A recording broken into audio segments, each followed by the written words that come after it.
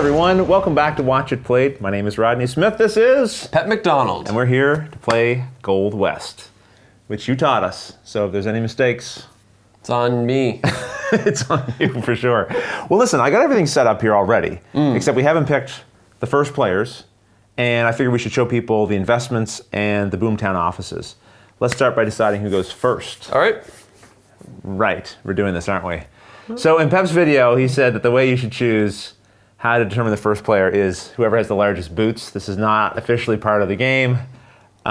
Who's got the bigger? Oh, these look size-wise about the same. What's your foot size? I'm an 11. 11 and a half. Son of a, are you serious? Oh my goodness. So Pep's going first. You can take the first player token, I'll take the second one. And I need, let's see, I need some silver and then some rocks and a tree. The leftovers here. Rocks in a tree. Rocks in a tree. And so those go in certain bases here, again, sections, again, based on the first or second player token that you have. And let's go to the table, as I said, and we'll take a look at the Boomtown offices. First up in the Boomtown offices, we have the docks, and this gives you 2 victory points for each of your settlements that are adjacent to water, or 1 victory point for each of your camps adjacent to water. Next up is the Frontier Office. This grants you 1 victory point for each building you have on the outer edge of the map. And then we have the Shipping Office. This gives you 2 victory points for each shipping bonus token that you've collected. Then there's the Well in the corner here for 4 points. And finally, the Town Hall, which grants 1 victory point for each of your settlements on the board.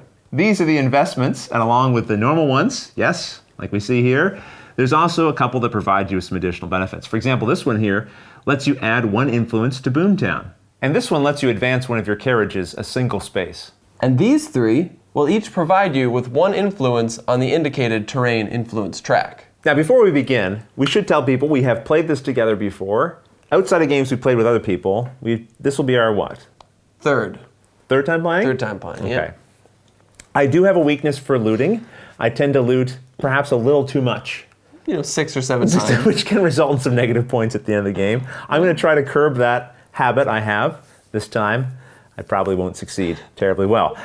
But we should mention there's another quick little rules change in a 2-player game. Because if you have 3 or 4 players, there's a first and second point scoring for having the most influence in the different terrains. Right. In a 2-player game, there's really only a first place, and that person gets the lower of the 2 possible bonus scores. Yeah, so it becomes a little less important, I think, in a 2-player game. Right. Kind of maybe shift your focus somewhere else. Are you trying to steer my strategy so I don't go for it? Maybe. I won't. You can't fool me. You can fool me. So let's go to the table. You're starting first. That's me. Let's begin. So the first turn's always pretty easy. You only have 1 of 2 choices to pick from. Do I take this and put it here, or do I take from the second? I don't really want to loot on the first turn either, so I'm going to take from the second. Yeah. Drop that copper in there. You get some rocks. Got some rocks. So Pep doesn't have any metals that he's collected, so we're skipping the metals phase. So we're moving right to building or looting. Pep won't have to loot because he's got rocks. So I figure just to make things a little bit easier on you guys, I'll put anything in my usage area on this side of the board, and anything in Rodney's usage area can go way over here on this side of the board. And on that note, why don't you just stay over on your side? Why don't you build your camps over there and you just leave this side to me? Nope, I'm popping right in on over here. Oh, that is a juicy one. Yeah, it's got gold, copper, and silver. And I've collected those here for Pep, and he's going to have to put those in one of his supply bins. Also, it's very important to never forget to flip the tokens adjacent to the camp you've just placed. Right, not that we forgot. Not that we had to reshoot this little section and stick it in here. We forgot. Yes, we didn't forget. We would never forget. No. So, I'll place my gold terrain token onto the influence track, and I'll place my newly found resources into the 4th bin to score a crisp 3 points. And Pep moves into the lead. I'm going to do things a little differently. I'm going to take the wood from this first space, move it up. It's going to go in my usage area. And I'm going to use the wood I just collected right away to build a camp on this location, which is going to give me 1 gold and 2 silver.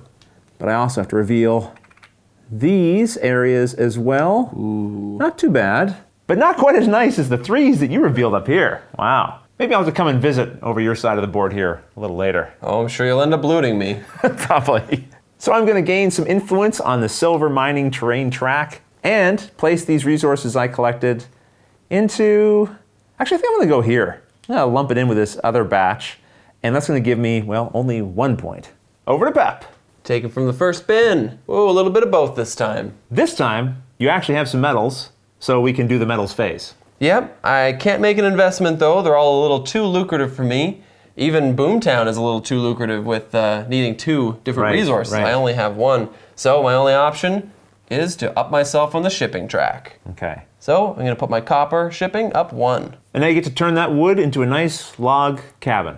It'll go well with the stone cabin I built last turn. Right, okay, sure. Do you know where you're going to build it? Yep, definitely. It's going right here. Okay, so you're getting some copper. Stone and wood. All right, so that's going to Pep. And definitely don't want to forget to flip these over. Oh.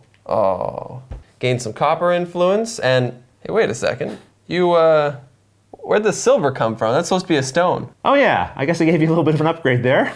Well, it's forgivable. The silver is kind of rock colored. So, I bet you can guess where I'm going. 3 more points. And you're going for those big points. Boop, boop, boop. And 6. I'm just lollygagging back here. I need to get working. Okay, back to me, and I only have 1 group to choose from, so this is simple. I will drop this rock behind, and the rest I will collect. You thief. Yes. I see what you're doing. It didn't take me long, did it? You'll notice here I don't have any rocks or wood, so I'm not going to be building a camp or settlement for that matter. But this was too tempting because with these 4 metals, I can now invest because I have these matching resources, and I also get to collect this bonus token for being the first investor. So hopefully that's going to pay off. First thing I'm going to do is collect the 12 points that I just gained. That's going to put me at 13 points. Your guy can really jump. Hey, that's my high jumping skills right there from high school. What? Oh yeah, high jump is like more height, isn't it? Not distance. I did do some long jump too. It'd be hard to do track and field in boots. That's true. You know what's also hard? Building a camp without any materials. That's true. So I have to loot. It's a ghost camp. Well, we're gonna have a ghost camp, I think, right here. I'm gonna take this one away. It's good resources. And you don't have to reveal any tokens for me. True. First though, I'll take away a point because I have to place my camp in the wanted section and immediately lose one. I also don't get to keep this token, so it won't be going on the gold track, but I do get to take the resources that were shown. Let me just check that token, make sure you got the right resources. Listen, I got the right resources this time. And, something else that I just realized, I get another bonus off of this, right? I get 1 influence in gold, and to show that, I'm going to put out one of my influence tokens on the track. That's kind of funny because you just gave up a gold influence. It kind of worked out. It did. And these resources I'm going to put in, I think, this area of the supply, so I'll get that point back that I lost. It's like you didn't even loot. I'm getting better at it. You're an experienced looter. So I've got kind of a big group here. I'm going to do it the easy way, and I'm going to drop each of the resources that I'm not using first Okay. into the sections You've where got they're a going. lot of stuff there. So these 3 are dropping forward. So for my use metal phase, I'm actually just going to spend the 2 copper back in the shipping track again. And you crossed the line, so 2 points for you. 2 points. I'll return the copper to the supply. And then I'll build a camp. I'm going to do a little bit of clear cutting here. Take out that forest. See what juicy, ooh. You got more good stuff over there. I really got to come over to that side of the board. It's looking really good over there. So what resources are you getting, Pep? 3 stone. Well, I can't mess that up too much. All right, there's 3 stone for you. My first foray into the forest. And I will place my stone, you guessed it, into the 3 victory point section on the supply track. I love those points, so give yourself 3 points. 1, 2, 3, almost caught up to you. You have. Okay, I'm going to grab from this section down here. I'm going to drop the green resource and bring these 2 here. So I won't have to loot this turn. I've changed my ways. Well, with only 1 metal, there's only one thing I can really do, and that's to sell it. So I'm going to go up 1 space on the gold track with my carriage. That's actually a stagecoach. You can tell by the larger wheel in the back. Ah, I see. Good point. That's not just a baby carriage. No. Okay. Well, I'm going to build a rock tent. Next thing you'll be telling me I can't build tents out of rocks. It's like an American igloo. Yeah, I guess you're right. So my non-melting American igloo, where am I going to put it? You know what? I'm sick and tired of seeing all this good stuff over here by you. I think I'm actually going to invade your area. Oh. I'm going to go here. Yes, I'm going to take this token and place my igloo there and flip these over.